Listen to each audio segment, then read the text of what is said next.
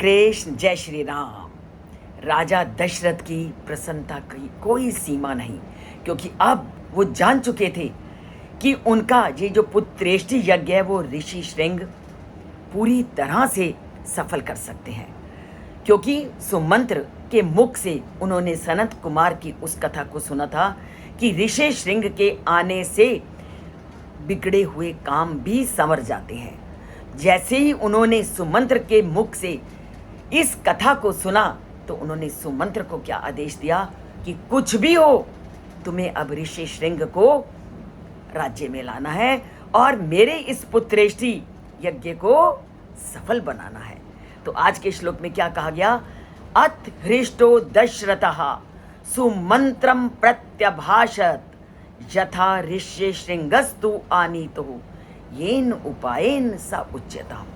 कहते हैं कि मुझे नहीं मालूम अब आपको क्या करना है, तुमने जिस किसी भी उपाय का सहारा लेना है और उस उपाय के माध्यम से तुमने हर हालत में ऋषि श्रृंग को यहाँ पर लाना है। क्योंकि मेरा जो यज्ञ है, मेरा जो ये पुत्रेष्टि का कार्य है, वो ऋषि श्रृंग के बिना संपन्न नहीं होगा।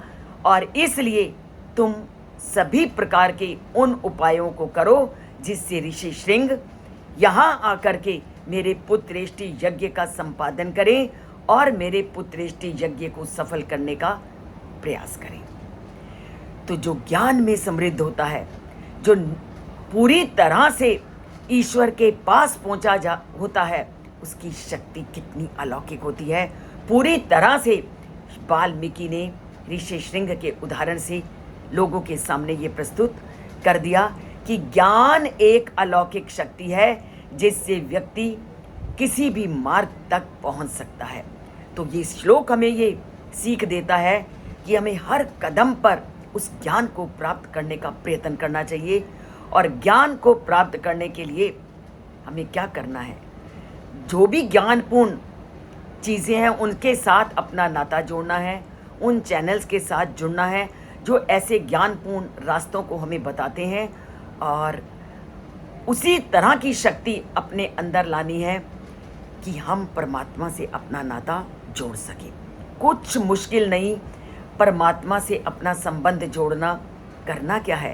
केवल ज्ञान के अपने जीवन का एक अंग बनाना है।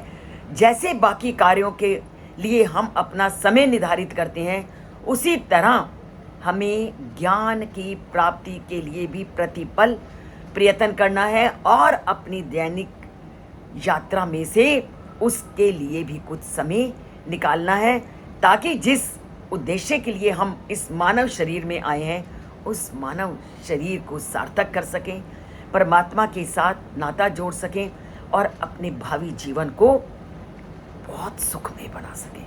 तो बनाते हैं भावी जीवन को सुखमय कैसे? इस चैनल से नाता जोड़कर। चैनल को सब्सक्राइब नहीं किया तो सब्सक्राइब करके और लाइक का बटन दबा करके, क्योंकि ये छोटी छोटी बातें ही हमें ज्ञान के दरवाजे तक पहुंचाती हैं। तो जुड़ते हैं ज्ञान के इस द्वार से। जय श्री कृष्ण जय श्री राम बोलते हुए और ज्ञान की सीढ़ी पर कदम रखते हुए।